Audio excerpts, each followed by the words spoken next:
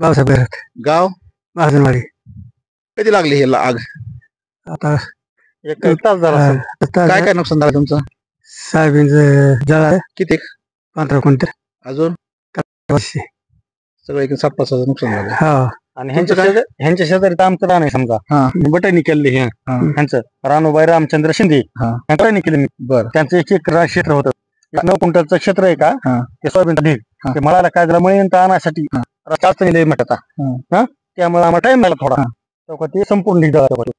कशामध्ये आला? बघा ते याच्या अगोदर शॉर्ट सर्किट तुमच्या इंजिनियरला लाईन मला सांगितलं नाहीत का? आपण सांगू तरी त्याला काय किती बार बी आवाज होतोय तो, रात्रीच्या 3 वाजता होतोय, 2 वाजता होतोय. आपण सांगायचं तरी कोणाला डॉक्टर साहेब लक्ष देत नाही ते काय? नाही सांग, कुणीच लक्ष देत नाही.